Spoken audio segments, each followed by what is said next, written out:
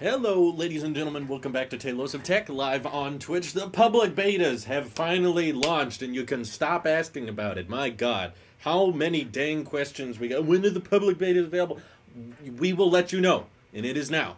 Okay? They're officially out. You can enjoy them. Anybody can install them. Install at your own risk, though, because keep in mind, people, they are betas.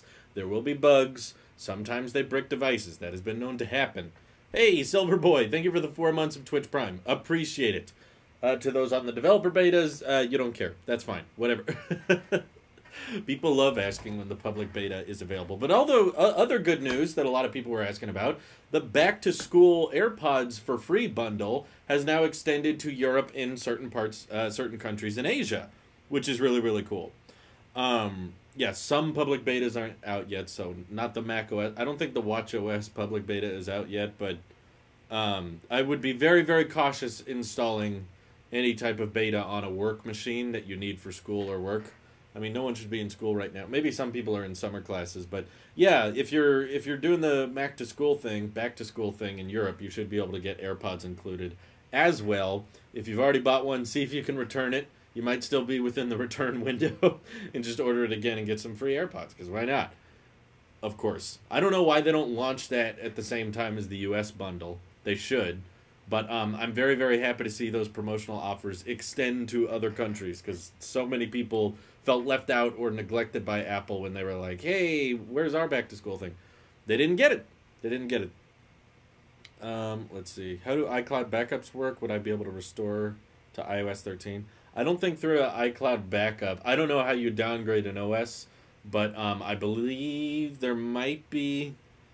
Yeah, I said Mac to School because that's what Apple used to call it. Now they're calling it just Back to School because it includes the iPad. But back in my day, when I was in school, they used to brand it as a Mac to School type thing. That was what they called it. There's ways you can downgrade the OS, I think, but don't ask me because I don't know how. I've never done it. So probably Google it might help. Let's see. If they make a backup on iOS 13, you can downgrade using Finder in the iOS 13 IPSW. Yeah, you can do it. It's a little more complicated than just iCloud Restore. I think you need a Mac or something. You have to plug into the phone directly. But yes, it is possible, just as long as you have a Mac. Do you think the MacBook 12-inch will be the renewed with the ARM chips? There seems to be a lot of people suggesting that. Didn't Apple Track... I think I recall appletracker.org... having a news story about that. I didn't look too deep into it. Let me see what he said. Someone said Apple...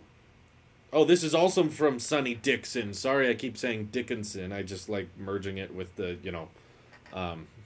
Wild Nights TV show. That's where I get the Dickinson from. But also, according to the leaker, has a okay track record. It's not great. It's not terrible. But Dixon said that Apple's silicon will allow computers to become thinner and lighter, leading to a more concise notebook lineup in the future. A 14-inch notebook called MacBook, or the new MacBook, and that will fill the bottom end of the Mac lineup, and then the 16-inch MacBook Pro would stick around as the high-end option.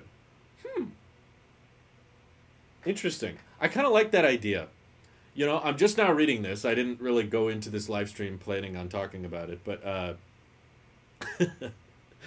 Oh, you guys are terrible. I kind of like the idea of the MacBook Pro kind of being exclusive to the 16-inch model. And then if you're getting a smaller 14-inch or 13-inch style laptop, you just get the MacBook.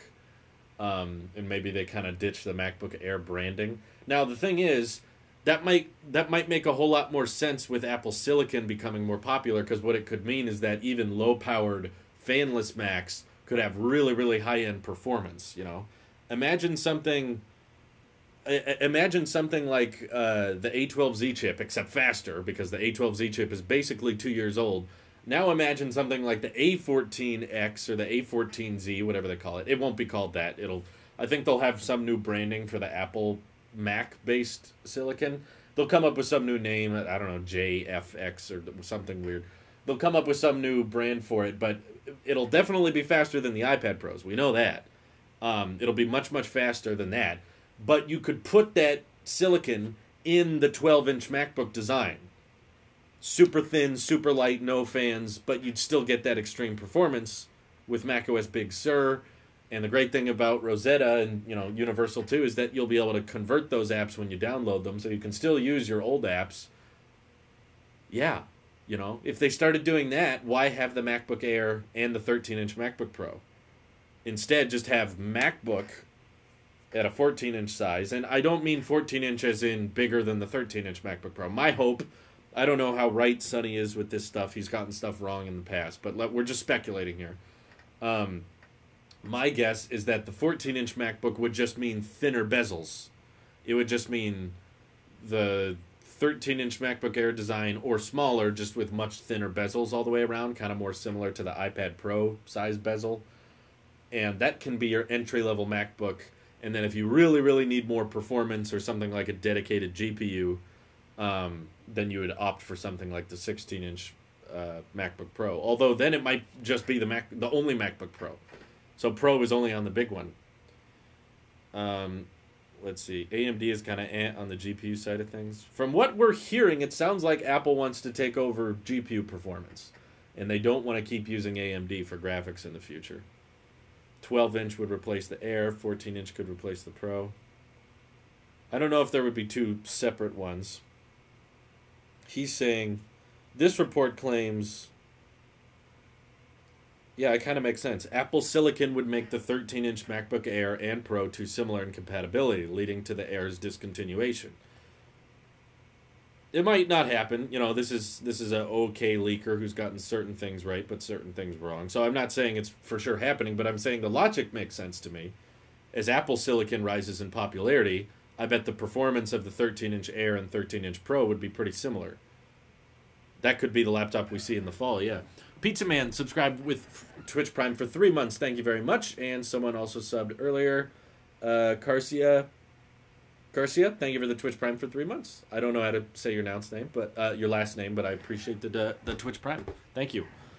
By the way, hello from my wife and I. I hope you and yours are doing well in these trying times. Love the channel. Oh, thank you, Keopsis. Oh, I know Keopsis. You're in the Discord. Yeah, I know you. Thanks for tuning in. I hope you guys are doing okay. We're doing just fine. We're both working from home. Luckily, there have not been too many cases in our area, so we don't have to worry too much. But we're still wearing our masks as much as possible everywhere we go. Always wearing our mask. Yes, if you're on iOS 14, by the way, you get to appreciate Twitch, because if you guys installed the public beta, you should be able to just swipe up and automatically go into picture-in-picture. So you could keep scrolling through Twitter, or, I don't know, go on Instagram and still keep in touch with the live stream. So that's kind of cool. Vinny subbed with Twitch Prime for 5 months. Thank you very much. I didn't get much lag reported recently, so it could be on your end. A14Z, possibly, since the first Apple Silicon-based Mac, the developer kit rocks the A12Z SoC. They did say at the developers conference, though, they did say they were going to create a new family of ARM-based silicon just for the Mac, which, in my opinion, that announcement was in support of, you know, that's them confirming they're going to do something else. I don't think they're going to just use the same CPUs that they put in the iPad in the Mac, especially the A12Z, because that one's basically 2 years old. So I think there's going to be new branding. There's going to be something new that'll probably outperform what the iPad can do. That's my guess. Gabber June donated 20 bits as Twitch supports Pip now. I have your live stream as a video and your podcast on the widget. Too many Taylosifs on my home screen now. I'm sorry. Taylosif has taken over your phone. 100 bits from Merzamo. He says, it's been a while since I actually caught one of these lives. I've just been watching them back on YouTube every few days. Oh, thanks for the donation. And yeah, if you missed the Twitch stream, you can watch them on the Taylosif podcast channel. So feel free to check that channel out. Don't need to subscribe to it. We've already surpassed 1,000 subs, so subscribing to that channel means nothing now. Don't worry about it. Do you think Apple needs to add much more to iPadOS? Yeah. I mean, there's nothing inherently that wrong with iPadOS. There's just so much more it could do that I think a lot of us were expecting it to, because iPad got so much functionality and practicality last year that I think a lot of people were like, oh man, iPadOS is its own platform. This is cool. This is cool. And we were kind of expecting something similar the following year, whether it was Final Cut or Logic or Xcode being brought, or, you know, external monitor support would be nice, that kind of thing. there's a million little tiny use cases with the iPad that could be added, and it's not there. Home screen widgets and that kind of thing for sure. App library. I don't know why they didn't want to add that to the iPad.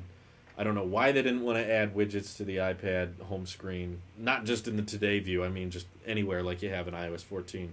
Not really sure what the reasoning is for that. I've heard a couple of excuses that weren't very logical. They were like, well, they don't know how to lay them out because the iPad... No. You can figure it out. It's not that hard. Just watch the jailbreak community. They've figured this stuff out. Public beta taking forever to download. Oh, yeah. There's a lot of stuff in iOS 14. You got to take your time. Yes, people. Wear your masks everywhere you can. Please. Instead, we just got Scribble. Right. That's what we get. That's what we get on the iPad.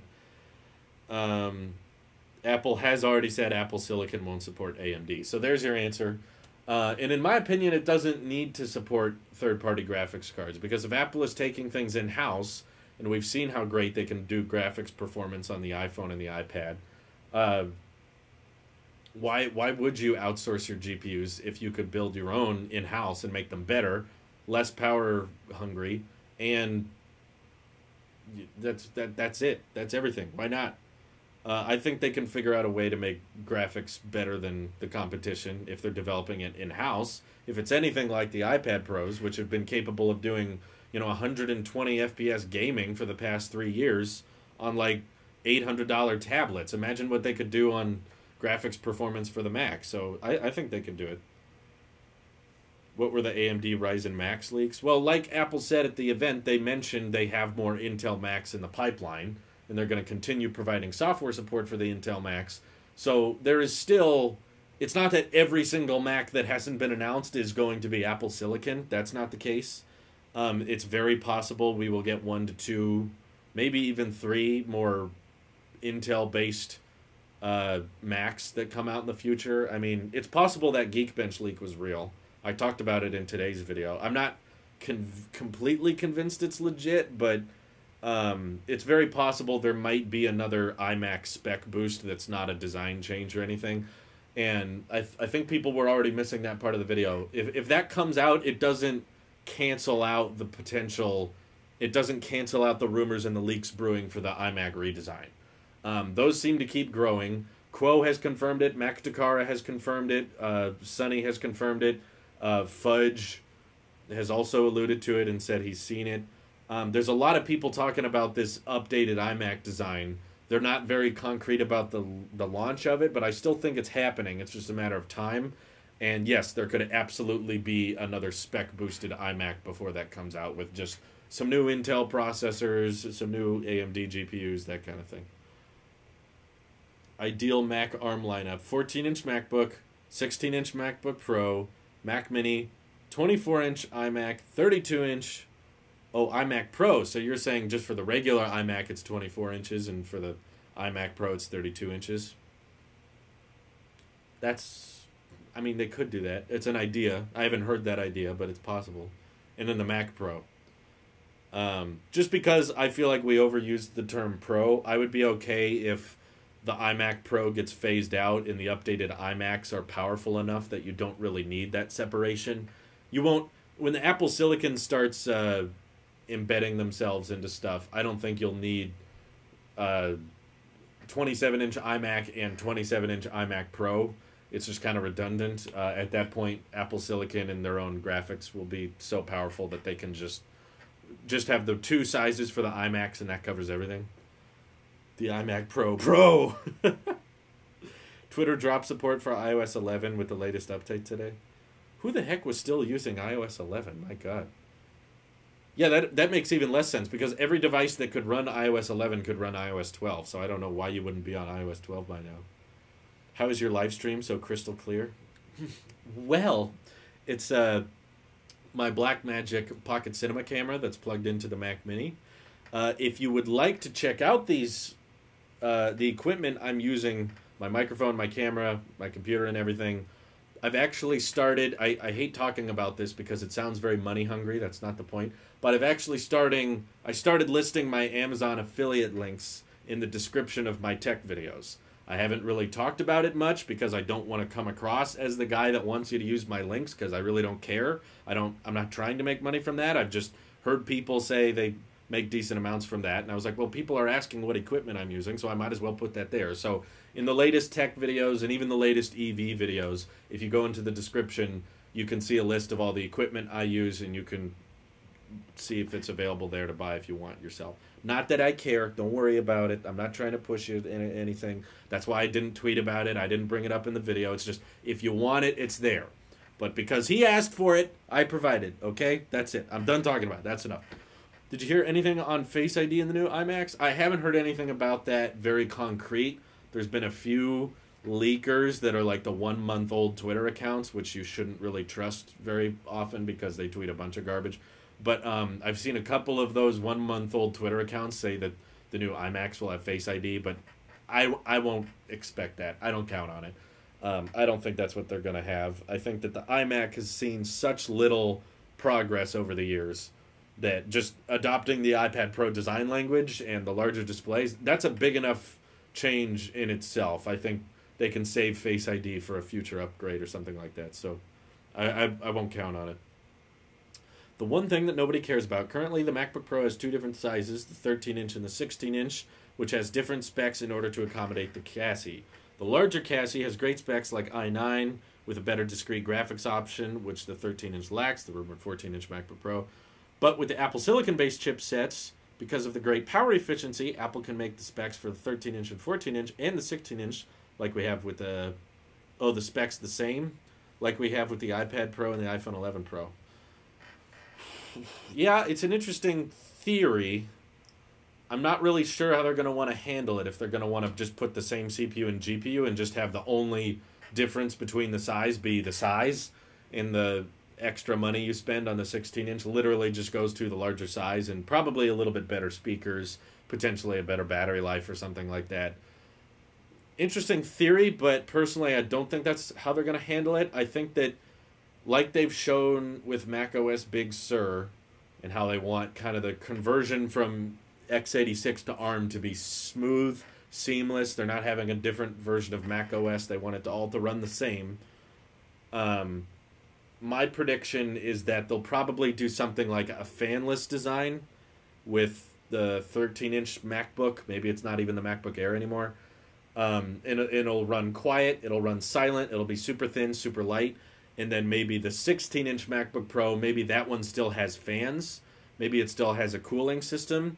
And that allows them to kind of run the Apple Silicon they put in that machine at a higher clock speed. And, you know, just a higher... They're able to get more performance out of it, basically, because it's larger. That's my guess is how they're going to handle it. But that's, you know, there's no leaks to support that. We really don't know. We really know so little about how they're going to handle this transition. That's why I think it comes up so much. Every single one of these Twitch streams just converts into a, you know, how they're going to handle the Apple Silicon Macs.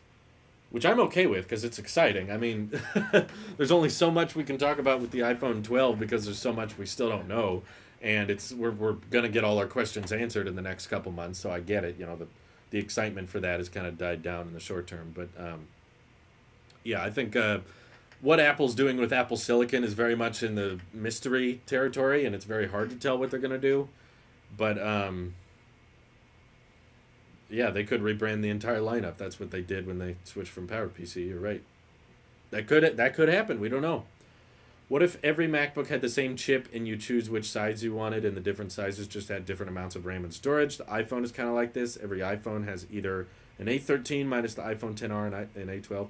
I think it makes sense for them to do that because performance and RAM and graphics doesn't make that big a difference on phones, because they're phones. Most people are using them for texting, cameras, and, you know, social media.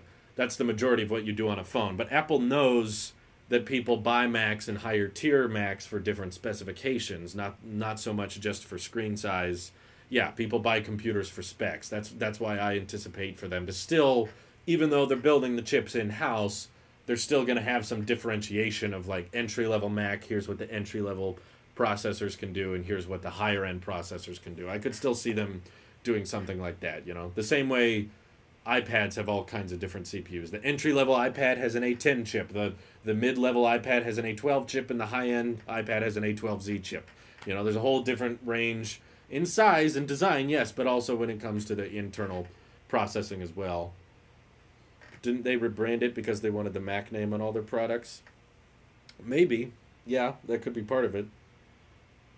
I hope they'll have color options on the Tesla short shorts. I don't think so. I think when Tesla does those limited edition merch sales, it's just as a quick way to make some money, quick buck. It's just kind of a collector's item thing. A ton of people bought them. I didn't buy any, but you know, some people will.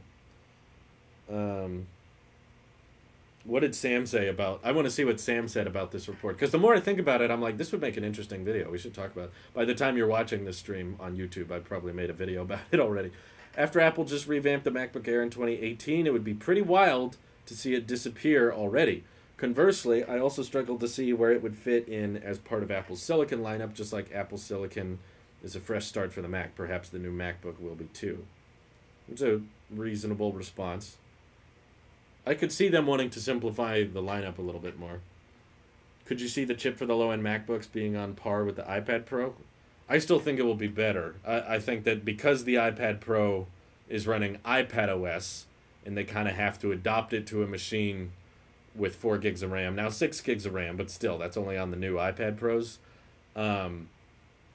Because they're going to be designing chips for MacBooks, which are accustomed to running higher-end software like Final Cut, Logic, and Xcode, I think the processors will be better than the iPad. So the first ARM MacBook, whenever that comes out, before the end of the year, we know that. It'll be maybe September or October in there. I think it will outperform the current iPad Pros, which is saying a lot, because those iPad Pros are pretty powerful. And I imagine it to be somewhat portable. I think that's I think that's the best way to showcase new Apple Silicon, is to be like, hey, look, you get all this performance, you don't need a fan, you still got great battery life, and it's very thin, very light, you know, just a very slim design. I could imagine them doing something like that. iPad chips need more performance than iOS because it's a bigger device and will be used for Logic. Well, they also they do more things like multitasking and picture-in-picture. Well, now they have picture-in-picture, I guess, but yeah, there's overall more pixels to push on the iPad at the end of the day. Do you think they will call it Apple Book Air? Oh, God, no. I hope not. We need less Apple in the name. No, I think they like the name Mac. May asks me, hey, Drew, love your content. Hoping for more amazing growth on your channel. Especially like your crazy, quirky expressions in videos and your finance videos. Good luck in these tough times. And take care of your health, family. Thank you. Thank you, Meg. I will keep that up. My family's doing well so far. And I'm doing well, so we'll keep it up. Chris Otham, thank you for the Twitch Prime. Appreciate it. That's how the average consumer will understand it with a redesign. Yeah, I think that would help some more average laptop consumers understand the differences in performance and stuff like that. The return of the iBook. Oh, God. I remember the iBooks.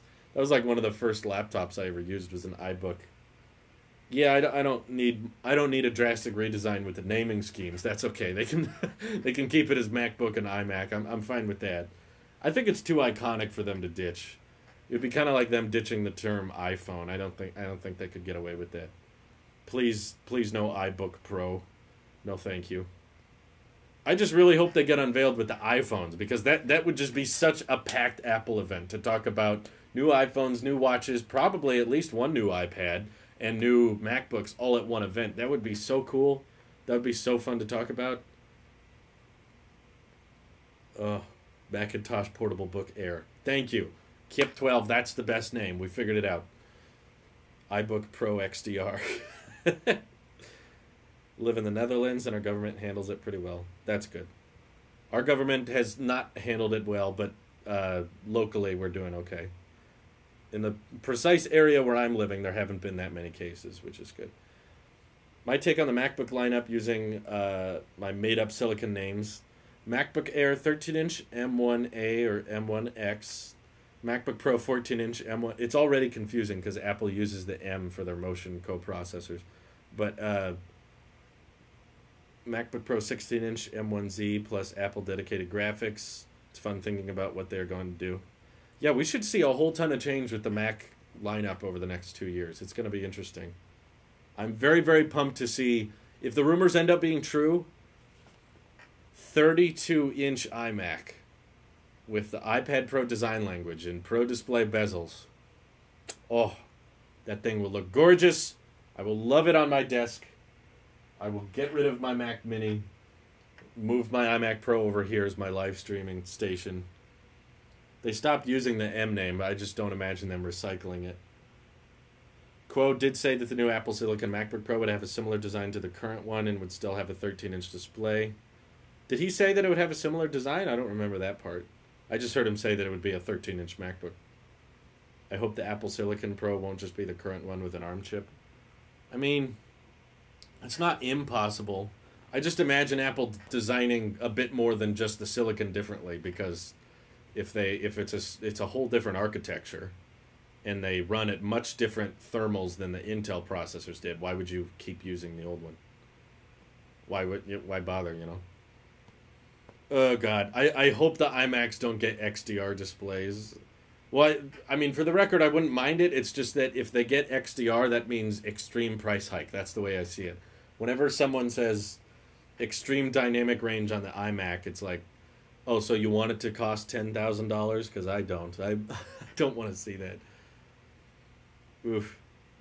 Do you think the prices for Apple Silicon would be on par with Intel, or cheaper or expensive? It'll be cheaper for Apple. I don't think that will result in starting prices being cheaper, but it will result in performance overall. You'll be able to get a lot more performance per dollar with Apple Silicon. So it means like you won't have to buy the higher spec MacBooks to get an extreme amount of processing power. Does Apple plan making another cinema display? They haven't said anything about it. I wish they would. I mean, way back when, I think it was like 2014 or 2015, I can't remember, when they unveiled the 5K iMac for the first time. I remember I was in math class not paying attention watching that keynote. They were like, here's a 5K iMac. Everyone was like, wow, that's great. They should make a standalone monitor with a 5K panel. That would be cool, because I want a 5K display, but I don't need a whole dedicated machine. You know, I don't need a whole fully fledged iMac. I just want the display. And they never made one. They never did that. They never got around to it. They always just made it an exclusive thing that you could only get if you bought, you know, a full-on iMac. So I want them to make a standalone monitor using the same display panels, but they still don't. I mean, the closest thing we got to that was the LG ultrafine displays, but that thing looks so ugly. That thing is so, like, it looks like one of those Dell Optiplex monitors. I don't care for the look of it. It's a monitor. I'm supposed to look at it, so I'm not in love with a monitor that... Okay, the pixel density is good, but the rest of the thing looks kind of... I still have my Apple Cinema display. I'm not using it right now because we had to rearrange some things so that my wife could work from home. But it's in the closet. I don't plan on selling it because I bought it for like $100. It looks great. And I don't know when I'm going to use it again, but I still have it, so I guess it's just in storage. Let's see. You want a 1440p 120 hertz Apple monitor. That would be cool. Especially if they had the Pro display like bezels or something like that. What happened with AirTags? I still don't know. I still am confused. They definitely exist. They're confirmed to be real from Apple themselves. They referenced them in an Apple support video, and they were referenced within iOS 13 code. Maybe, I think it's possible they just decided not to announce them because they knew everyone was stuck at home and quarantining, so making a tile tracker in the middle of all this is just kind of unnecessary. So maybe they felt like the market wasn't really ready for AirTags, but they definitely exist. And I remember reports suggesting that the ultra-wideband chip was limited in production, which they wanted to use with AirTags, and that they would come out in Q3 or Q4 of this year. So I would say, I know I've said it every year, but I would say there's a decent chance of AirTags coming out with the next iPhone. I could be wrong, because we've been wrong many times, but they're real. They're for sure real, and I doubt Apple has just scrapped them entirely. I would be surprised if they just decided to not announce them, period. But, yeah. I'm 22 years old. Is the public beta just beta 2? I think it's a little different, but for the most part, yeah.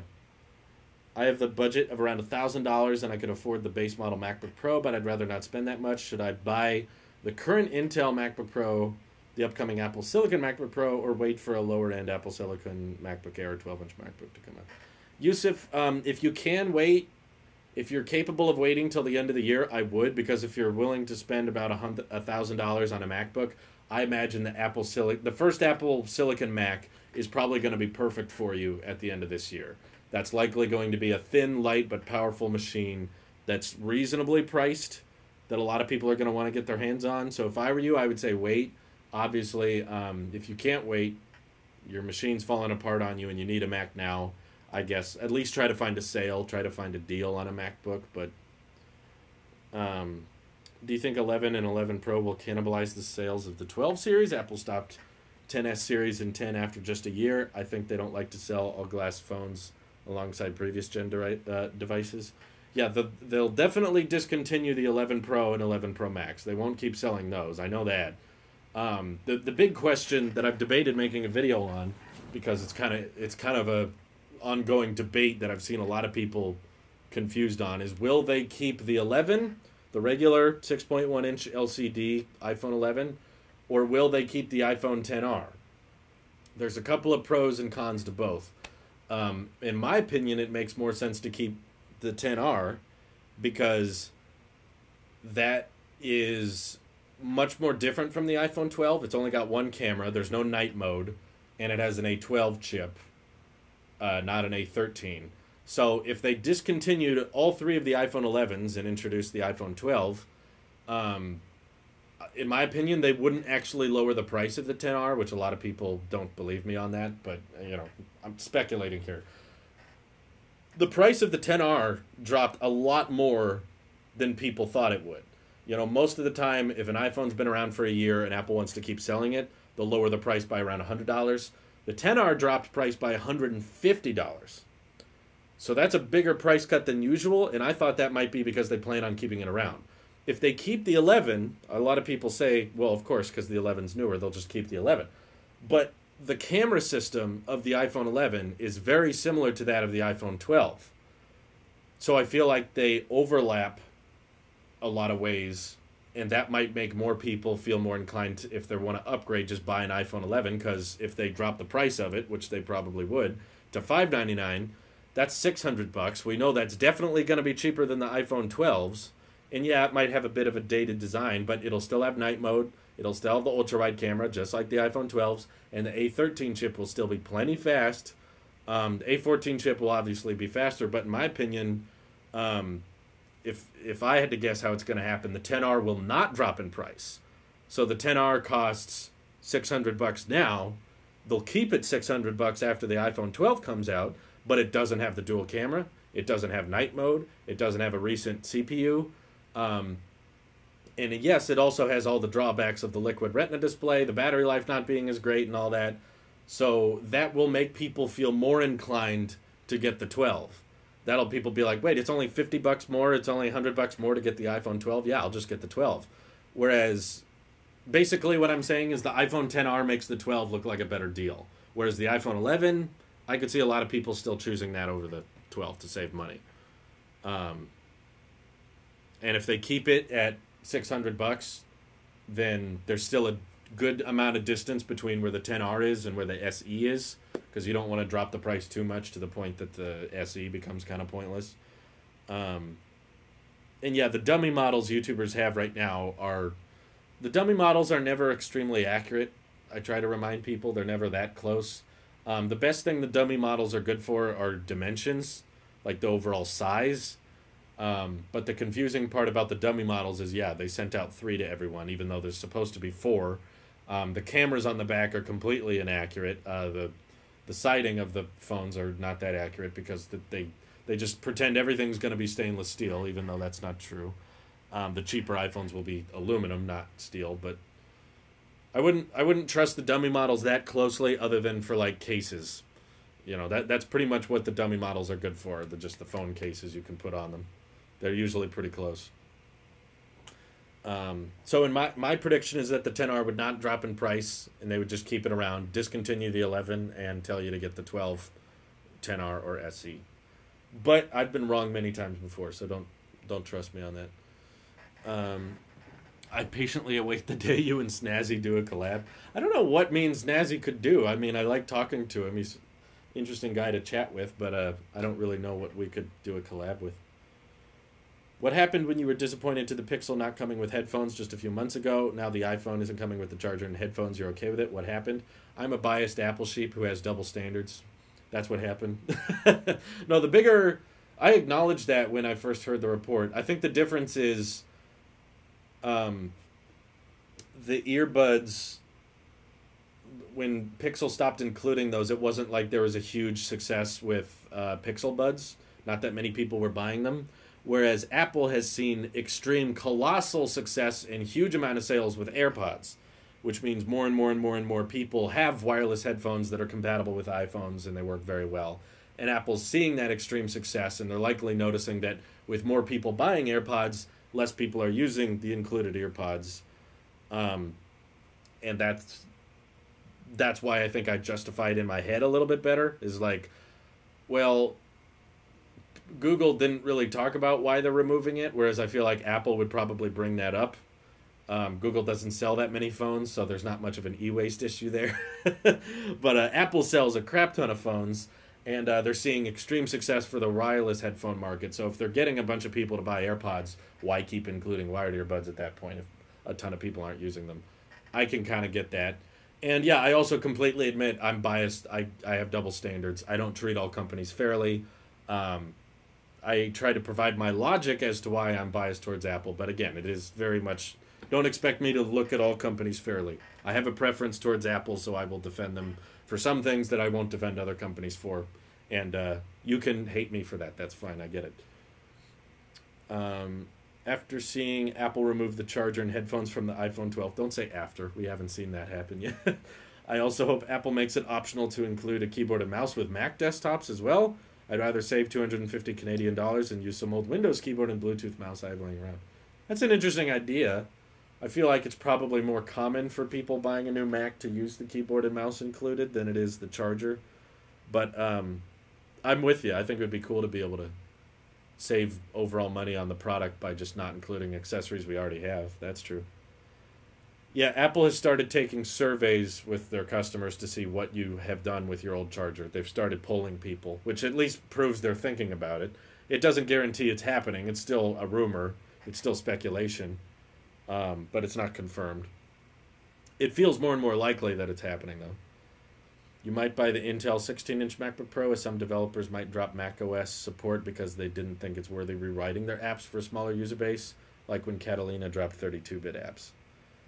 Yeah, I mean, I guess it depends on the developer. I guess it depends on what you use your Mac for, but I feel like most developers have kind of moved on. I don't know that many developers that weren't wanting to shift over to 64-bit. Let's see. I just hope the smaller notch and 120 hertz is happening. If the notch shrinks, it won't be by much. That's my expectation. I hope you guys can go in with it. If the notch is smaller, it's going to be like just barely a tiny bit smaller. It's not going to be like, you know, OnePlus notch or Essential Phone notch. It's not going to be something giant like that. Yeah, also, I really hope 120 hertz is happening too. But so many leakers keep flip-flopping on it. Like one week they say it's confirmed, and then the next week they say, well, they're still testing it. And the next week they say, okay, the test went well, so they are going to do it. And then another leaker says, well, they're still not sure. They can't tell. Basically, we still don't know. I'm looking forward to get the answers. Do you think macOS should have a notification center like iOS will be more seamless? I don't know if a notification center on the Mac like iOS would be. I mean, you have the time thing you can click. I'm clicking it right now. You still get notifications. They look very much like iPad on the Mac.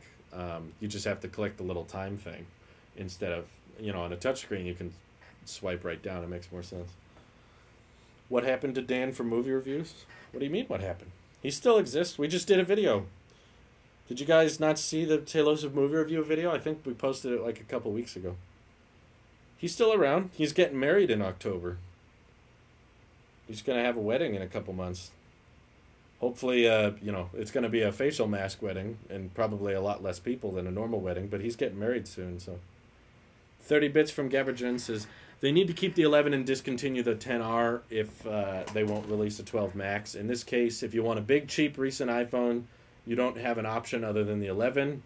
But if they'll release a new regular 6.1 inch, then the 10R is the one.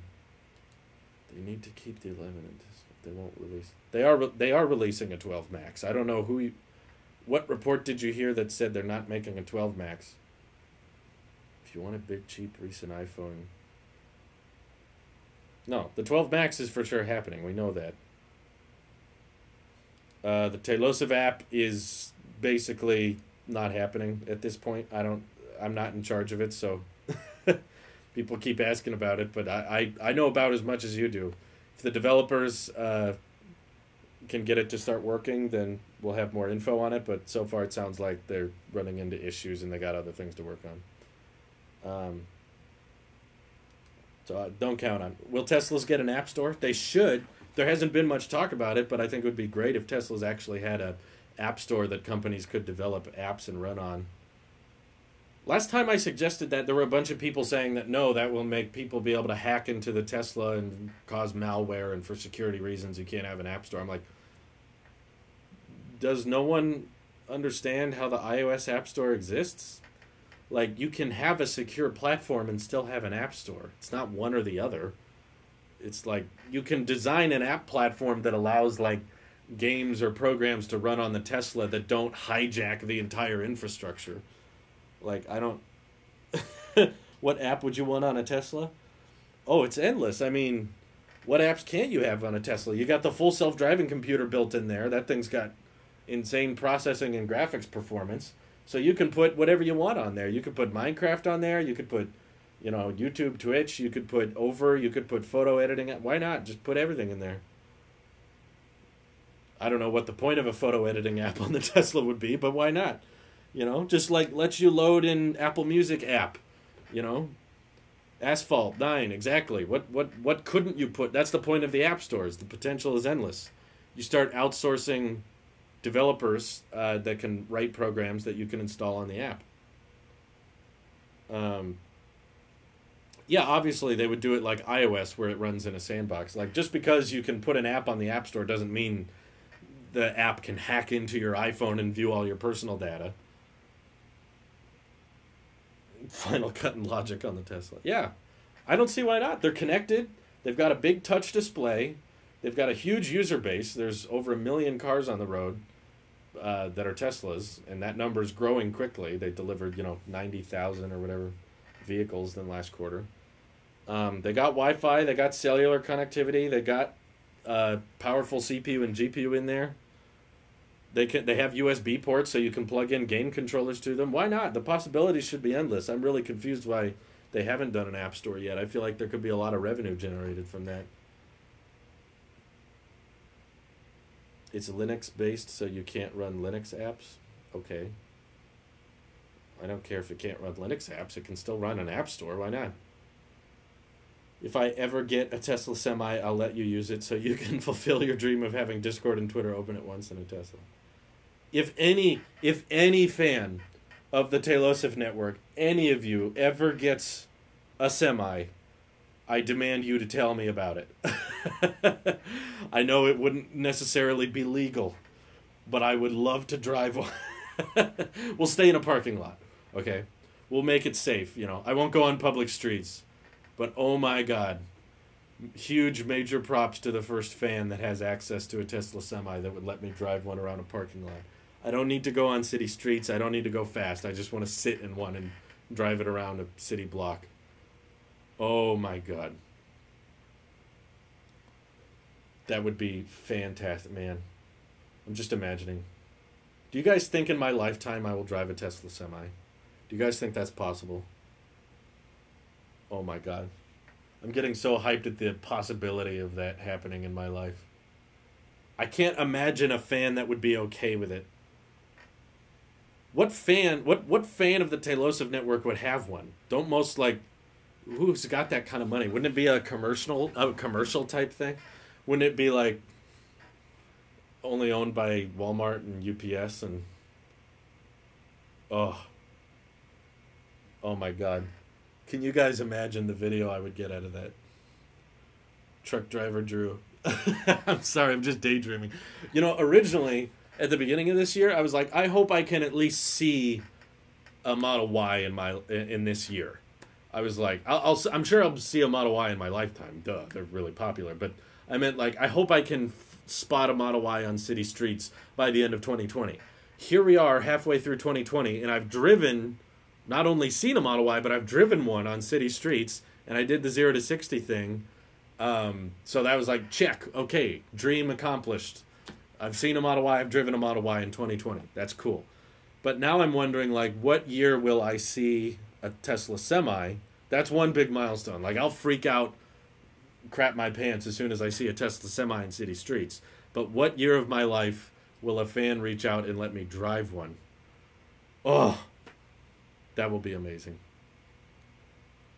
Another bit from Very Complex. Maybe some business that has a Tesla Semi would let you use it and you could shout them out for it. I would be willing to shout them out for it. Don't you want to drive the Tesla Roadster? Yeah, that'll be fun too. Not as fun as the Semi, but yeah. I can imagine the Roadster is going to be like one of the most popular sports cars once it actually starts delivering. Once they start making Tesla Semis and they start mass producing them, they'll be kind of pretty popular, because in the grand scheme of supercars, they're actually fairly cheap. So I can imagine a lot of people end up buying them. And you know, Andy Sly follows me on Twitter, and he's getting 2 Roadsters for free. And I can talk to Marquez is on the other side of the country, so that probably wouldn't happen. But I guess Andy is too. There's people in the EV community I know that, you know, it could happen. I think it's more likely for me to drive a Tesla Roadster than it is a Semi. I feel like there'd be more people in the future. 5 years from now, there will be more people with Roadsters that are watching my videos than people with Semis, I imagine. That would be fascinating. Oh, man. Let's see. Do you think gaming on Mac, proper AAA, will work well after Apple Silicon, after they showed Tomb Raider? I think they're going for it. I've said it a million times, and I'll say it again. Apple's hardware is not the issue with them not being gaming devices. It's that third parties do not want to build their games for Mac because they know there's not that many people playing games on the Mac. That's the reason Macs aren't gaming machines. Apple has great, you know, with Metal and graphics optimizations. You can run AAA games with Mac hardware if they're optimized. The problem is AAA devs don't want to optimize their games for Mac because they know there's not much payoff with it. So, yes, Apple Silicon won't make it harder. Apple Silicon will make gaming better, but it's not going to make it suddenly a gaming PC because it all falls down. At the end of the day, it doesn't come down to the hardware on the Mac. It comes down to what software devs are willing to optimize for. So that's the biggest holdup. Macs can do gaming now. It's just devs don't like optimizing for it, so it's hard to find games that run well. Isn't the A12X chip on par with an Xbox One? I think they're pretty close, yeah. I think they're not far off. You're in the forefront of the EV YouTube scene. Sure, you'll make it in the future. You'll be the MQHD of EVs. That'd be funny.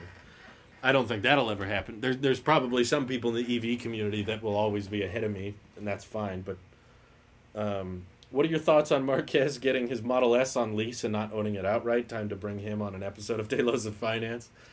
Yeah, I mean, Marquez is not a dumb person. He's a very smart guy, and he has a business degree, so he might have his reasons for leasing. I think the logic with leasing a vehicle for someone like him is that he plans on always getting the latest. Like, he knows he's not going to hold on to that car for a long time. When he got his first Model S, he knew he was going to upgrade it in 3 to 4 years. He just, from the get-go, he wasn't planning on keeping it for 10 years like some people buying an EV today are planning on owning it until it's totaled, basically. So he's not in that plan. And he knows he's getting a Roadster, so why pay outright for a Model S if he doesn't plan on keeping it for the long haul? I guess in that sense, leasing might make sense, but did he say the new one isn't leased? I didn't hear that. RK7 is saying he did, but he bought his new one outright. Oh, okay. Well, good for him. I didn't know that. I haven't heard him talk about that, but I thought he leased it. In my opinion, yeah, cars always depreciate, but there becomes a math dilemma in place when it's like, well, could I just sell my car after 3 years and get more back, and then I would have lost less compared to leasing the car, because leasing means, well, leasing from Tesla in particular means no ownership. It means that you will spend thousands of dollars on this car and you won't own it after 3 years. Well, I'm getting conflicting reports because I don't know how to say your name. One person is saying it is leased, someone else is saying he bought it outright, so I don't know who to believe. But either way, with Teslas, you don't lease to own, which means that because Marquez got like a high-end Model S, he's probably spending well over $2,000 a month on something that he does not get to keep. It might be for write-offs, because I know when you lease vehicles, you can write off a lot more of it that way because you don't get ownership of that car, so that could be why they do it. Dr. Aesthetic, sorry, I didn't read it that way. So maybe that's why he does it. But in my opinion, even if we all know most cars depreciate, there's a few handful of cars that actually hold their value or go up in value, but that's not what we're talking about.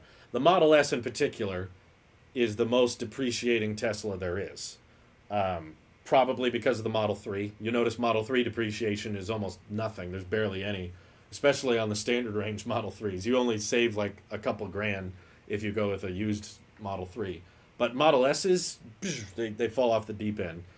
But in my opinion, it might be smarter to buy outright and then sell the car, and you might end up losing less money than if you were to just lease it and spend thousands of dollars a month on something you never get to keep. So it depends on the Tesla. From someone who looks a lot in the used market, I've looked at a lot of used Teslas. The Model S's depreciate quite a bit. The Model 3s barely depreciate. And the Model X's don't depreciate that much either. The Teslas, all of them hold their value pretty well compared to gas cars. But Marquez is obviously a very smart businessman, so I'm sure he's able to afford the lease comfortably. But whether or not he could make more money or retain more of that money, I don't know. It's just someone like him with that kind of income can probably justify a lease, whereas I feel like most people shouldn't. I don't think you should lease something because it's cheaper in the short term, just because that will result in the end, you end up paying a lot for the car and you don't get to keep anything. Whereas, okay, the car depreciated, it's not worth as much as when you paid for it, but you still have a car. 3 years into a Tesla lease, you will have nothing, and you will have spent $20,000. So, well over $20,000, actually. Let's see. How much money do I get per Twitch sub? Pretty much $2.50. That's why I like Twitch, is because there's a free way for you guys to support me. There's not, from what I've seen, there's not really another great way to do that other than just watching ads. That's the only other way for free you can support me. But the fact that if you have Amazon Prime, which a lot of people do, you can link it to Twitch, sub with Twitch Prime. You don't have to pay anything extra because you already have Amazon Prime. And I get a $2.50 commission just from you guys Twitch priming. Helps me out a lot. And we can't do that on YouTube. We can't do that on Mixer, which is about to die. We can't do that on Facebook. Twitch is pretty much the only platform that allows you to have like a membership that links with the creator and support it directly. No. In terms of net worth, no. Like, Marquez can make one video and pay for the whole Model S outright. Based on how much views and watch time he gets on his videos. That Lincoln, what was it? Not Lincoln. Was it a Buick commercial? What was that cringy car commercial he did? The one that was like 100% sponsored? That one, I'm sure, covered... He could buy 3 Cybertrucks with that video, probably. I remember. It was a Lexus. I can't remember. Shows how memorable that vehicle was. The money he got from that sponsorship could buy 3 Cybertrucks tri-motor outright. So he's not in trouble financially. It's just... for someone who plans on upgrading their car every 3 years, I bet a lease makes sense. But I think the problem with leases is that some people look at it as, well, I can't afford to buy the car outright, but I can't afford the monthly payment, so I'll do the monthly payment. And then in the long term, you end up paying all this money and you have nothing to show for it because it all just goes away. YouTube memberships are a thing, but they cost money. So you can sign up to support me for like $5 a month on YouTube. You can do that, but again, it's an extra cost. Whereas Amazon Prime is something a lot of people already have, and at no additional cost, you can support me. So I wish YouTube would do something like that. Like if you have YouTube Premium, it would be great if you could subscribe, not just, click subscribe for the sake of subscribing, but if you had YouTube Premium, you could support one channel a month, and they get $2.50 when you support them with your YouTube Premium or something like that. Then it would be like a membership that you can directly support creators with, but YouTube doesn't do something like that. So, touchscreens are nice on a lot of Windows laptops, tablets, but they're more like assistive inputs rather than alternative inputs. Yeah, they're kind of both. They're kind of both. I will never financially recover from this. Right. Oh, I know. We're so close to being able to afford those rad Apple wheels. Yeah, I don't have Amazon Prime either, so I'm not expecting all of you to have Amazon Prime. I just mean a lot of people do, so might as well take advantage of that. If it's free for you to support me, I should support that. I should allow you to do it. Let's see. I'd like to know more about this Amazon Prime, Twitch Prime thing. I'll hit you up on Discord later. I don't have... I'm not going to be able to walk you through the exact steps, but it's very simple. I've done it before. Just basically, if you don't know how to do it, just Google it. It's like a couple of clicks. Just Google, how do I subscribe to someone with Twitch Prime? And they will walk you through, like, you click this link, and you can link your Amazon account to your Twitch account, and then, boom, you can just click subscribe. It's pretty simple. I don't know the exact steps, but just Google it. They'll give you the answer. He was going to wait for the Tri-Motor, but it never came out, so that's why he decided to buy it. What do you mean it never came out? He knew the Tri-Motor Cybertruck wasn't coming out until end of next year. Why would he buy a Model S at the beginning of this year? That doesn't make sense. I think Marquez still plans on getting a Cybertruck. He's probably going to have a truck and a Roadster. Marquez used the money he earned with that car ad to buy a Tesla. Yeah, exactly, he did. Knowing how much money you generate off of YouTube income, he probably made enough money from the videos he did on the Cybertruck to pay for the whole Cybertruck. I've gotten 1 million views on a video before, and I know what kind of income that brings in. So seeing how many views he got on his Cybertruck videos, just by talking about the Cybertruck, he made enough to pay for one. Easily. Mersey donated, says he's moving to Central Edinburgh soon for uni. It's a 4-year course, so I'm hoping to get a job in an Apple store at some point. It would be a dream part-time job. Well, I hope you like it. Being into Apple products is one thing, but being able to put up with people who don't know Apple products is another. So I hope you enjoy it. Good luck. Oh, the Plaid Model S never came out. I see what you mean. Yeah, I made a video about that today. Y'all should check it out. There's been some interesting artwork and concepts for the Plaid Model S. I think that one's going to be cool. 1 year on Twitch and you still don't understand what Twitch Prime subs are. I think it's pretty simple. You have Amazon Prime. Amazon owns Twitch, so they let you subscribe to someone with Twitch Prime, and that sends the creator money at no cost to you. The like to dislike video on the Marquez video was astronomically high for MKBHD. Way too many dislikes. Yeah, I mean, it was very out of the ordinary. The video was not typical YouTube. Like, for what people are used to Marquez posting, that was not normal. It's not accustomed for Marquez to do a complete end-to-end sponsored video. It's one thing when you make a video with points that you wanted to talk about, and then at the very end you talk about, okay, it's sponsored by NordVPN. Okay, people are kind of used to that. But when the whole video doesn't feel genuine at all, because we all know Marquez is a Tesla guy, and he's been a Tesla guy for years. For him to go from a video about what he wants to talk about to a complete end-to-end, it just feels like a commercial that he happens to be in. Yeah, people didn't like that. People felt like, this doesn't feel like you, this doesn't feel genuine. And I think that's why people like MKBHD, is he feels very honest and straightforward, fairly objective. I think he has some bias, but he's not very upfront about it, and he's good at, just kind of showcasing both sides of the story. So he's just very simple and, you know, straight to the point. And when he does videos that aren't that, it's met with change. It's met with people not liking this. And I know on one end people are like, "Hey, YouTubers, they got a lot of money, they got a lot of stuff to spend money on. They, you know, they got to get paid and stuff like that." But it's like, the way I saw it was, you know, he's been doing videos unlike that for years, and he's been able to afford everything. So what's different now? You know, what changed? Is there something in his financial situation that's different, that he has to do an end-to-end sponsored video for someone? You know, because he didn't have to before. He could just make enough off of AdSense. He didn't need to really do that many. He would occasionally do a sponsored video, but it was pretty rare. And he definitely didn't do end-to-end, like just commercials like that one. So, yeah, I can see both sides. I can probably understand, you know, there's almost a price for anything. You know, I bet majority of people, if you offered them $100,000 to make a commercial on their YouTube channel, they'd probably do it. He probably got paid more than that. He probably got paid $500,000 for that ad, knowing how influential and how big his channel is. And people are like, I could do a lot with $500,000. So yeah, okay, people won't like this, but I'll be able to do some good things with the money. So yeah, I get that side, but at the same time, it's like, you don't want to alienate the people that, you know, allow you to do your dream job at the same time. That's why I don't do sponsored videos, is because I feel like I make enough.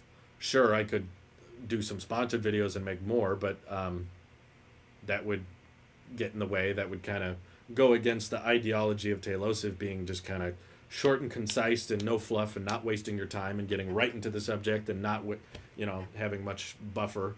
And a sponsor would contradict that. And I think a lot of people are used to watching Tailosive without the ads. Some people would be fine with it. I've gotten that many times in the past. I've seen so many people say, Drew, you could do sponsored videos. I wouldn't care, but I would care. And I know a lot of people who would care. So that's why I don't do it. I don't need it. Money is fine right now. It's not a problem. So, and I don't think it ever will be. You know, a year ago I would have said if money was tight and we were in trouble, maybe I'd do a sponsored video. But we've positioned ourselves with some of the lowest monthly expenses I've ever had since moving out of my parents' house, you know, out of high school. Other than that, you know, your monthly expenses are low when you're living at home with your mom and dad. But after I moved out of my parents' house, I don't think my monthly expenses have ever been this low. And we're making revenue from Twitch, we're making revenue from other things that I don't think, even if YouTube was in trouble, I would do sponsored videos. It's not necessary. Maybe if MKBHD didn't buy an airplane hangar to make videos, he wouldn't have to do that. Maybe. But it's his choice. It's his channel. It's his business. He knows what's good for him. Who are we to decide? You know, the guy's extremely successful. He's got probably one of the most well-known tech channels on the platform. So who are we to say how he should spend his money and how he should run his channel? You know, he knows what he's doing. What do you think about the U.S. government considering a ban on TikTok? I don't really use TikTok, so I don't care that much. I watch a lot of TikTok compilations on YouTube, so I'm wondering if they would take those down, or they would just keep, you know, or would they just keep those up? In which case, nothing would really change on the YouTube side of things. But I don't know. I haven't seen much reason. Like, what is China is using TikTok to track people? It's like, what are you tracking? People are just dancing and typing. What data is China getting from TikTok that the U.S. is so concerned about? I don't get it. Are people exchanging nuclear launch codes via TikTok? Okay, sure, then ban it. But I don't, I don't think that's happening. I think it's just a bunch of cringy teenagers doing weird dances. I don't I don't get what the whole need to ban TikTok is. But it is very cringy a lot of the time, and there's been a lot of horrible stories I've heard from, you know, creepy people on TikTok. So I'm kind of like, yeah, you know, maybe if we didn't have TikTok, it wouldn't be the worst thing in the world. But I don't think it's a great. I haven't seen a great case as to why it needs to be banned, but I don't know. I don't really follow it. Instead of looking for growth, more fame, and more money, you stayed the same old Taylosive, which I appreciate. Oh, thank you, Vinny. Appreciate the bits. Well, it's because I realized that that's an endless battle. I mean, people are like, we got to grow. You know, I can get sponsors, and I can get more money, and then I can get nicer equipment, and then I can grow my channel and become bigger and bigger and bigger. I got to get bigger. But you will never feel satisfied. If that's how you... if that's how you plan on growing your channel, is just, you know, you want to become bigger and you want to become more famous, you'll never feel fulfilled. You'll always feel like you need to reach another milestone. Once you hit 1 million subscribers, now you're going to want to hit 10 million subscribers. Now you're going to want to hit 10 million. Now you're going to want to hit 20 million. Now you're going to want to hit 50 million. Now you're going to want to... There will always be someone bigger than you. There will always be a PewDiePie. Even PewDiePie has a T-Series, you know. Even he feels like he's not on top anymore. So it's not like you will ever feel like, okay, I'm big enough. So in my opinion, what's more important than feeling like you've grown enough or you're a large enough channel, because if you're large enough, I can make more and do more of what I want. You know, it's more about, I think, for me, being content where you are, being satisfied that, hey, this is a job at all. The fact that you can talk about products you're interested in and get paid for it. Why would I ever look at that and be like, yeah, but how do I get paid more for it? It's silly. It's ridiculous. In my opinion, it would be selfish of me to be like, okay, I'm making this much out of just talking about Apple products, but wouldn't it be cool if I made even more from it? It's like, that's just greedy at this point. It's a miracle. It's the hard definition of an actual dream job. Literally, this is what I wanted to do with my life, and because of you guys supporting me and watching my videos, it's happened. So the idea that because I'm greedy and I'm impatient and I want more money, I'm going to start advertising products to you by having companies pay me directly. For one, it's more work on my end because now I have to talk with them and sign contracts with them, and then I have to make the videos. Like, in the past, a few years ago, I looked into it because I was just curious. I was like, okay, if I wanted to do a sponsored video, what would I have to do? And the checklist they make you go down, and you have to like make sure you bring up these points, and you have to say this, and you have to word this, and you have to show this footage, and they have to watch it before you can publish it. I don't want to slow down my whole productivity. The whole reason I'm able to produce videos quickly is because I hate editing. I'm kind of sick of, you know, I film my video, and by the time I'm done editing it, I'm kind of tired of the subject. So I just want to edit the video quickly, post it, and be done with it. Move on. Let's move to the next topic. Let's move on to the next channel. Let's move on to another detail. So the idea that I would have to slow down my whole video editing process because this company is going to pay me and I have to say it this way and they have to watch it. I'm not hating. I'm not saying you're a bad YouTuber if you do that. If you believe that it's not that big of a compromise and you don't mind putting in the time and you think it's a good source of income, by all means, go ahead. I'm all for creators making content the way they want to make it, but I'm just saying this is how my head works. I would much rather spend behind the scenes time finding out a way to use my money better, make the most of what I have, which is why we paid off the house and that kind of thing and lowered our monthly budget, and make the most out of the money I do get instead of just trying to constantly figure out how to make more money pour in. Because in my opinion, I'm way overpaid. I think I get paid way too much for what I do. So the money I do get, I'm gonna make it last. You know, I'm gonna make sure I can keep as much of it as possible. So that's where I stand.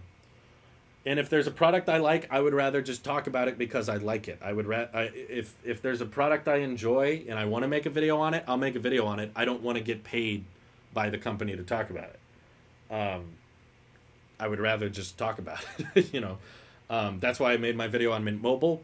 Mint Mobile reached out to me and they wanted to start paying me to do sponsored videos, and I said, no, I don't want any contract because I don't want to have to change the way I edit my videos. I am okay with companies wanting to send me stuff as gifts. That's fine because I don't feel like I don't have to sign a contract to do that, and there's not some ulterior motive from that. You know, I've made it very clear with companies like, yeah, you can send me stuff. That doesn't guarantee you're going to get a glorifying review out of it because I might not like your product, which is why I don't sign contracts with other brands. If I want to talk about Mint Mobile, I'll talk about Mint Mobile, and that's that. You should do a vid filled with sponsors on April Fools. Yeah, that'd be funny. But they're legit. I actually get paid from them. No, I'm kidding. Mersey says, I'm happy you realized that, Drew. Well, thank you for the donations. He's fast, informative, and funny. Thank you. Thank you. I appreciate you all watching. Yes, Mint Mobile's got to get that eSIM support. I agree. It would be much, much nicer. See, this is the reason I don't sign contracts, is so I can criticize them. Mint Mobile's pretty good for their phones, but they need a dark mode, they need a widget, and they need iPad and Apple Watch support. I wish they would get on that. This is the way I like to do it. You do it the way you like to do it rather than forcing your opinions on everyone else. That's the problem with the internet. There's a whole lot of people I've bumped heads with, and it's not about being right all the time either. You know, the where I stood on the Ben Gate video, you know, when Louis Rossmann did his response and all that, I was wrong. There was a bunch of points I didn't know about. I was young, and I was trying to get. I'm still young. I was trying to be the Apple sheep defense lawyer, and I read a story that said Apple knew the iPhones would be more flexible, and they let it happen anyway. And I was like, well, yeah, of course, they're bigger phones. Of course they're more flexible. Apple just didn't think it would be that big of an issue. And when it was a big issue, they decided to fix it the following year. That was my whole stance on it, but I got taken down as like, well, you don't solder phones, so you need to shut up, and you don't know what you're talking about, so be quiet, you know, essentially. That's what I was told for having an opinion that was wrong. Whereas I just felt like we can be better online with just like, this is phones, guys. We're talking about tech products, right? Opinions aren't hurting people here. They're just opinions. And if someone's wrong about something, just correct them and move on. It doesn't have to be, you know, exposed. You should quit. You should stop doing video. You should stop your career. It could just be like, hey, here's some points, and, you know, try to keep that in mind next time. Very complex. There was a YouTuber that got sponsored to promote fake AirPods. Oh, I've heard of that. Thank you for the Twitch Prime complex. And for the 10 bits, Gritty. Appreciate that. Yeah, I don't know. I know it's not technically illegal to promote fake AirPods. I just feel like it's kind of, it kind of rewards the wrong people, you know, sending money to someone who's just clearly ripped off the idea of someone else and didn't really try to make it better. They just tried to clone it and sell it. Do people still care about bending iPads? Some people do. People that don't have them do. Anyone I know who has an iPad Pro has not been that concerned about them bending.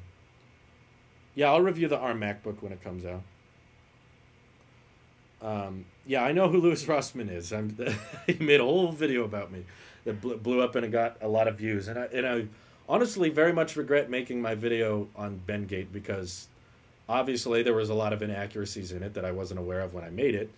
And there have been people that comment to this day in July of 2020 that, you know, when I started making EV videos and talking about electric vehicles, they were like, hey, I was watching this video, and then halfway through I realized you're that guy Rossmann talked about, and clearly you haven't learned anything, so I'm going to dislike it. I'm not going to watch this channel anymore. And I'm like, really? We're going to let, like, if you make 8 to 16 minutes of content every day for 5 to 6 years, there's going to be some stuff you say that's not correct. You're going to start saying some stuff that people don't agree with. And to let the mistakes people make or the inaccuracies people report on make you be like, okay, I'm not going to talk to anybody else now. I'm not going to listen to anything you else, because if you feel that way about that subject, that means you are wrong about everything else. And the way it's kind of ruined so many people's image of me is just, now I'm going to go down as the Bengate denier, which I never denied it happened, but that's how the title and thumbnail treated me. It was, this guy denies Bengate ever happened. And I'm like, no, that's not, you know. So he's obviously a very talented, very smart, very well-aware repairman who is very, very well-versed with how to repair stuff, and he knows what's wrong with Apple products, and he knows design flaws, and he advocates for right to repair, because, I'm sorry, we're getting lag. Sorry if there's some frame drops in there. It should be stable now. Yeah, I said air power is coming out. Obviously, you were wrong on stuff. Right, exactly. Uh, but yeah, I just wish that essentially I'm okay with people telling me why I'm wrong. I'm fine with that. But I just wish it could be done in a bit more productive way and not so cancel culture esque.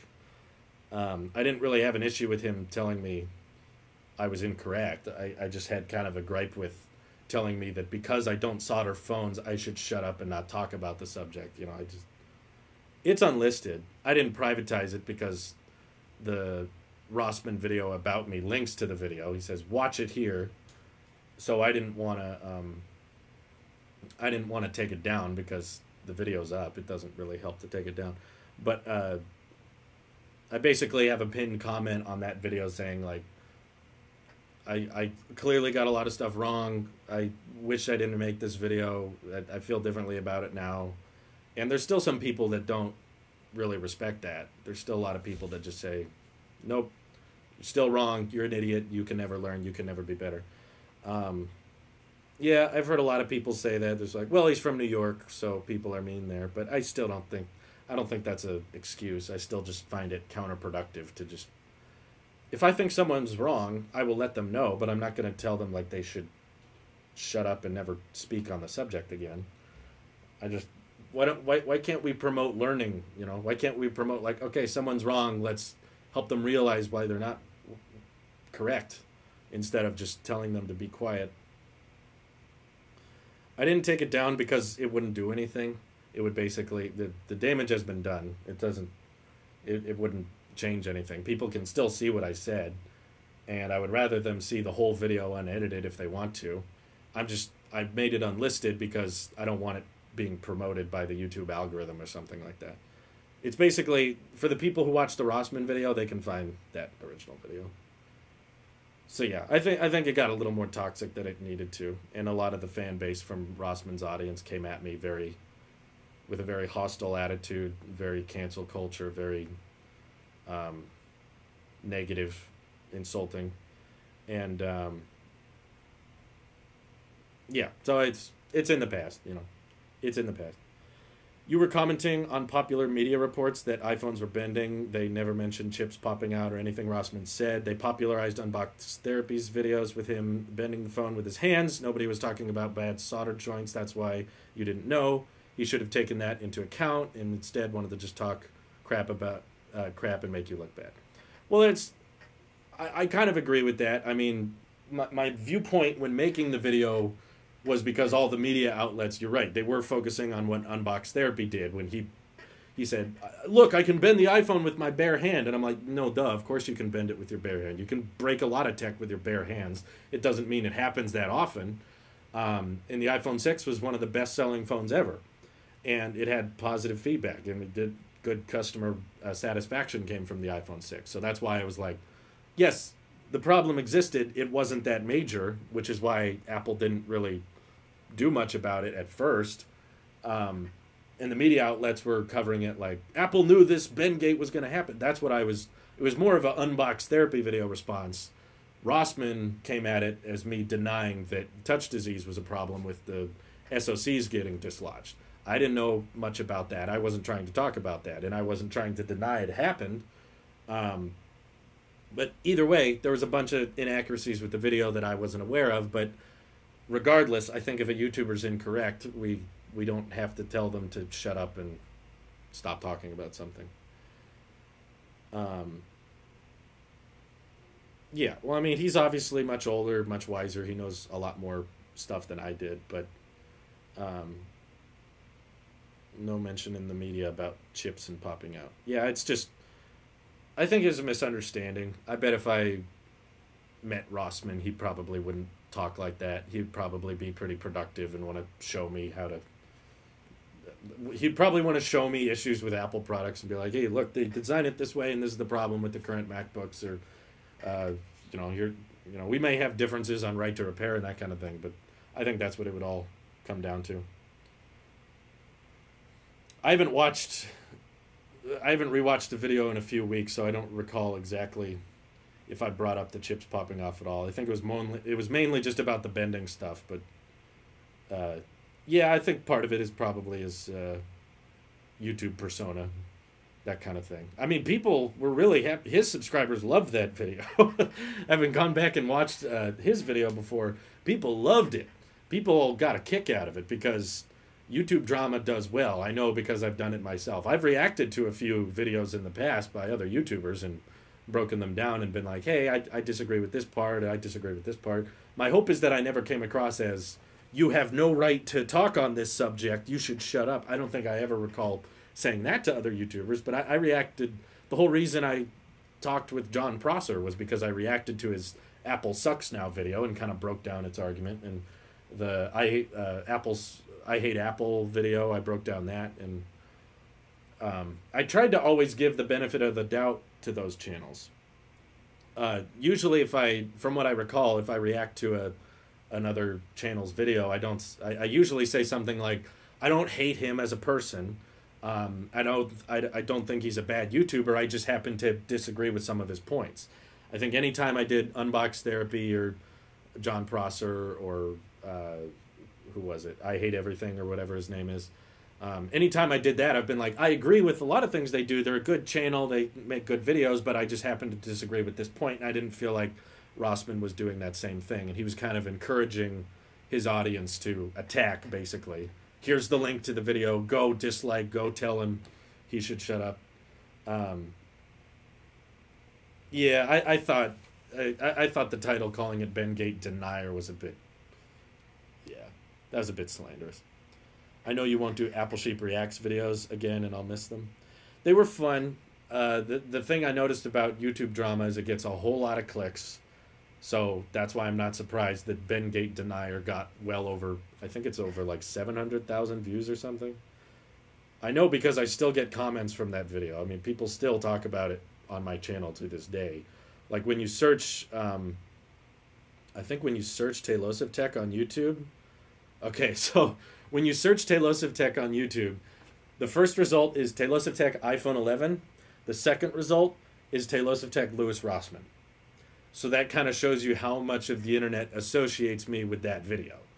How many views? Yeah, it's got like 709,000 views. It's over 2 years old now. And that's more views than subscribers. So that means to a very large chunk of people who know about Tailosive Tech, that's how I'll be associated with for life, and they'll probably never shake that. So my best hope is that I can make videos that people like and people enjoy watching, and that hopefully the Ben Gate Denier thing can just be one small chapter of the past that, again, I didn't deny it happened. I don't think I ever made that argument, but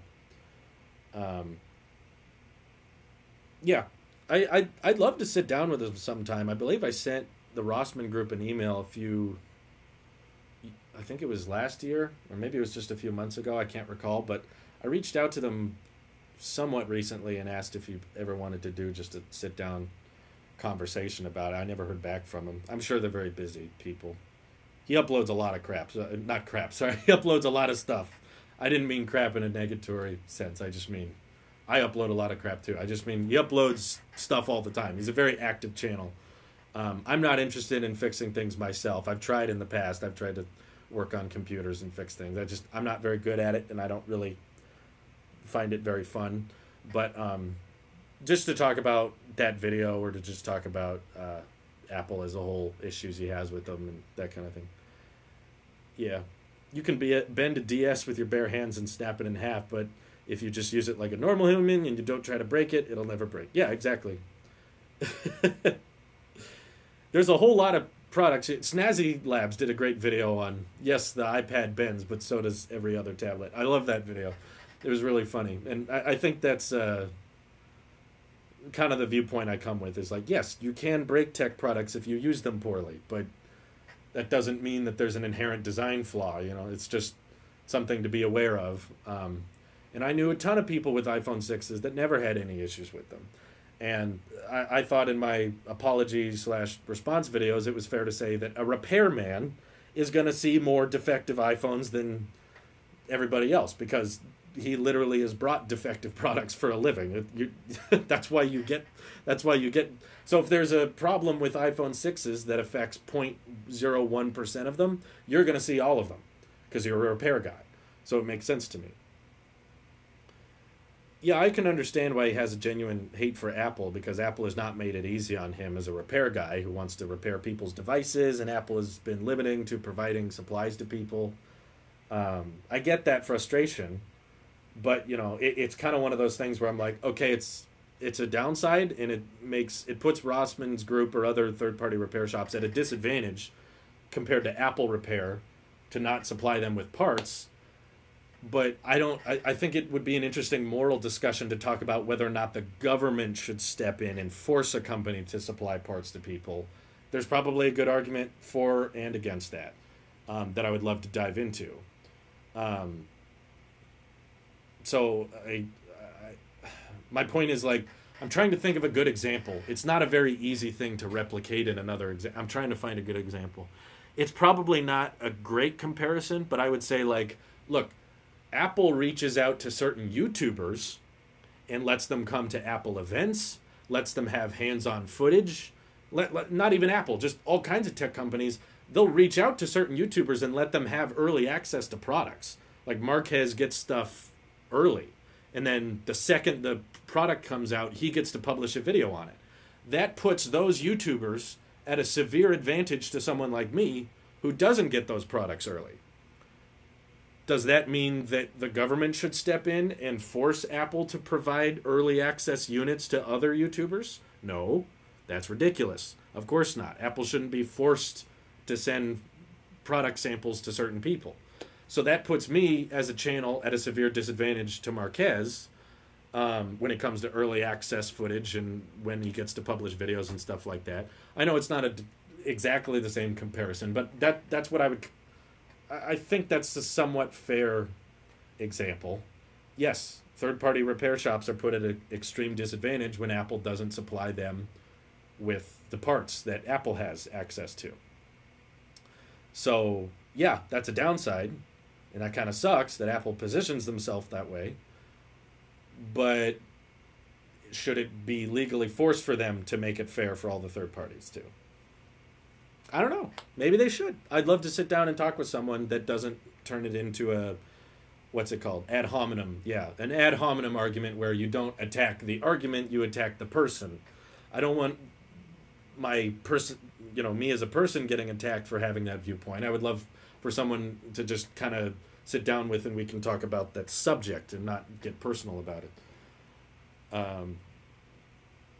Yeah, when I try to make a response video, I'm trying to attack the argument, not the person. I think that's important on the internet. Right to repair would increase the cost of Apple products due to how many extra parts they would need to produce.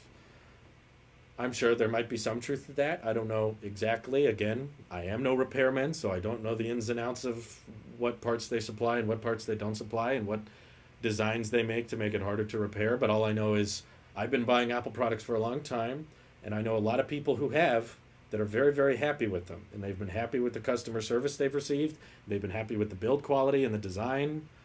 And if Apple's decision-making has led to that customer satisfaction, then why does a government need to step in and tell them to do something differently? That's, I guess, how I see it. If people really didn't like it, they would stop buying the products. Yeah, I mean, that's how I see it. There's certain things I don't support the idea that the government shouldn't be involved in the market at all. There's certain things the government should get involved with when, if a monopoly is taking place or a government is doing a business is doing something that could potentially hurt people. I can get that, but if what they're doing is legal and people are happy and there's alternatives, you don't have to buy an iPhone, you don't have to buy a MacBook. Why does a law have to be changed then at that point? Why do we need a government to step in and say you must do it this way? I just maybe haven't talked to the right person yet. I encourage someone to reach out on Twitter or Discord if you'd like to sit down and talk about it. But yeah, the problem is so many people have reached out and have been much more closed-minded or hostile on the subject. The product is the consumers. That doesn't mean you get to force them to provide you with parts for a third-party repair. I could agree with that. If the company wants to supply third parties, for sure, let them. But if the company doesn't want to, That's their loss. If the consumers don't like that, they won't buy them. I think the reason that there's a lot of people that don't care that much about right to repair or care that much about third parties is because they would rather the product not need to be repaired at all. I think that's how most consumers prefer. I think that's how most. I'd love to talk to you about it, Keopsis. I just feel like you and I agree on it already. I feel like we wouldn't get much. I would want to sit down and talk about it to someone who doesn't agree with me, but could have a healthy conversation about it. Yeah, I think that most consumers would be like, I would rather the product just not break and just keep working. And I think most consumers would feel better bringing the product back to the company who made it to fix it, not some repair shop.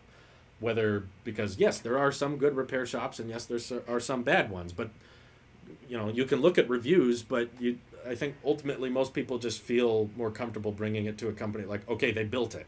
And, you know, if Apple... a lot of the time, it's not always the case. I've read the stories of Apple Genius Bar ripping people off and overcharging for repair. I've heard all that before, and that's bad, and I'm not in favor of that. But all I mean is, when the Apple Store rips someone off, obviously that makes headlines. That's a news story. When the Apple Store helps someone in a fair, reasonably priced way, and they can replace their product in a timely manner, that doesn't make the news. No one talks about that. No, that's not interesting. So that's kind of my point. Is like, when it goes wrong, you'll hear about it. When it goes right, you won't hear about it. And I think that the number of stories with Apple customer service and going to the Apple Store to get things fixed, I think those far outnumber the number of stories of when they ripped off someone or when they overcharged them for repair. Apple stores at the end of the day are run by people. People are not good or bad. They're just people. There are some bad people, there are some good people. And you will get some bad people, you'll get some poor management, you'll get some idiots, you'll get some geniuses. It's just, there's way too many people to assume everybody at Apple is an idiot or everybody at Apple is a genius. It's a spectrum, it's a mixture. And I think that because so many people continue to buy Apple products and continue to take them to Apple stores for repair, proves that they've had good enough experiences in the past that they feel comfortable going back. I definitely do, because I've had great experiences with them. I've gone to third-party repair shops and had bad experiences with my older iMacs. They were expensive, or they didn't fix the problem, or they were slow. And I've gone to Apple stores, and sometimes they'll just flat out replace the whole product. If it's defective, they'll just hand me a new one for free. And I think a lot of people have similar stories like that, and that's what keeps them coming back. The sad thing about technology is that they're not made to last. I have a friend that has a vacuum from the 1950s, and it still works perfectly. Well, yeah, I mean, certain technology can age a lot easier. It's hard to make a smartphone that can last 50 years, but because they haven't been around that long. But, you know, some technology, they have very limited time. You know, they can only spend so much time developing it. They can't confirm how long it's going to last, because they may only have 3 months to design the thing and then 6 months to mass produce it. So it's kind of difficult to build something that you know for sure will last a long, long time. But in my opinion, Apple's done a pretty good job at making sure products are serviced and get software support for many, many years. More so than the competition, that's for sure. Your iPhone definitely gets more software updates than an Android. And MacBooks can sure get a whole lot of software updates for years to come. Let's see. I've not had to have an Apple device repaired yet. Maybe I'm lucky. I haven't had one needed to repair recently. And I think there's kind of a trade-off of like, okay, sometimes designing a product that's hard to repair allows it to not need to be repaired. Does that make sense? Sometimes soldering things together or building them in a compact design and tighter, you know, overall more compact makes it less likely to break but harder to repair. So Apple would rather there be no less breaking at all, but yeah, that might result in the product being harder to repair. When it makes headlines, it generally means it doesn't happen very often, hence why people tune into it. Exactly. Well put. The 10,000 times Apple geniuses satisfy people, no one says a thing. The one time Apple screws up, out come the pitchforks and torches. It's kind of how the media works, you know. Bad press sells, that's for sure. You get to hear those more than good ones because they get have a clickbaity title. Let's compare videos called iPhone versus Android. When they say iPhone is better, the video would get dislike bombed. It's very true. You can go on YouTube and, well, didn't we see a test of this recently? Didn't Unbox Therapy do a video called "Buy the iPhone 11 Pro" and "Don't buy the iPhone 11 Pro"? Or was it? No, it was the SE. That's what it was. He did a video called "Buy the iPhone SE" and he did another video called "Don't buy the iPhone SE." And the one called "Don't buy the iPhone SE" got like 30 to 40% more views, which I think proves my point. Is that like when you hear that you should not buy something, more people want to watch it than hearing that you should buy something. Let's say you have a water-damaged iPhone and you didn't make a backup and you still want the pictures from it. Apple isn't going to do that. Some unauthorized but still good repair centers may be going to try to get it back. They could. That's why Apple encourages you to back it up. But I think Apple has their reasons for not finding ways of, recovering data from non-backed up devices, is because that could allow other backdoors, essentially. From what I've heard, if you started letting people ways of unlocking the storage space on iPhones after they've died, that technology or that backdoor could get in the hands of the wrong people. And Apple doesn't believe even they should have access to that backdoor. So that's what I've heard the dilemma is Apple cares about privacy and security to the point that they won't even make themselves a lock. And that's why Apple encourages you to back up so much. That's why they're like, please back up your dang stuff, because that's the best way we can assure privacy and that you get your footage if you lose your phone. And personally, Kevin, I find that a more rare example, because if someone loses their phone, it doesn't matter if there's data recovery because the phone is gone. If they drop their phone in a lake, it's at the bottom of the lake. They can't get it back. Backup and iCloud storage can still help them in that case. So if there's one specific use case of, okay, the device is dead and broken, but the storage is still there, then they should allow a backdoor. I imagine Apple sees that as a small enough use case that could be misused by the FBI or the government or someone who's able to figure out a way to get backdoor treatment. You see how much stuff leaks these days? How much internal hardware is leaked? If Apple started making their own ways to unlock devices internally, then how do we know that device or that hardware can't get escaped from elsewhere? It is an interesting experience. Better products are harder to repair. That's why you just have to choose companies that not only make cool products, but reliable products. Yeah, it's true. I think AirPods and the Apple Watch are like amazing products. Incredibly difficult to repair, but really, really fun to use. Recently got AirPods Pro, yay, but can't update them because my iPad is out of date. Oof, I'm sorry. I remember when I forgot my screen time passcode and Apple support refused to unlock it, so I went to a third-party company and paid them $60 to do it successfully. It felt like a spy deal. Ooh, it is kind of sketchy. It's cool that they can do that for you, but at the same time, I can get why Apple doesn't want to do it themselves. Yeah, if there was some kind of backdoor that Apple started building, I'm sure that other people would get their hands on it. I don't 100% like Apple. I like the aesthetic, but I think that they should innovate more, but at least I'm not like Ross. I don't think Rossman intended for it to be taken personally. I think he just said some things that he didn't think through all the way.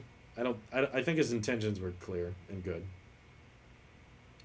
I agree with that. People give their passcode willingly to those repair centers and get their data and trust them. Yeah, if they choose to do that, they can, I guess. But I think it's kind of a tough decision, but I kind of respect Apple for kind of putting their foot down on the privacy thing. It's kind of a noble cause to support. As I get older, I want to be a tech support agent less and use products that just work more. Even though I know how to fix it, doesn't mean I want to. Thank you. Thank you. That's the whole reason I'm an Apple sheep, is because I don't like fixing things. I don't like taking things apart, or I don't like having to troubleshoot my own hardware. I just like it to work. That's the age-old expression with Apple products. Oh, we're beard buddies. Cool. Well, I've been streaming for a while. We really went off the rails with the subjects here. For those people who may be offended or ticked off by my opinions, just remember, they're opinions. I'm open to having my mind changed if the proper evidence is presented. Just don't take it personally And don't attack me personally, because that's not going to work. And keep in mind, I'm just one little guy on YouTube. I'm not going to change that many people's minds. I'm not going to hurt you. It's just a thought. Anyway, thank you all for tuning in. Thank you all for watching, and I hope you have an excellent rest of your day. Take care, everyone. Bye-bye.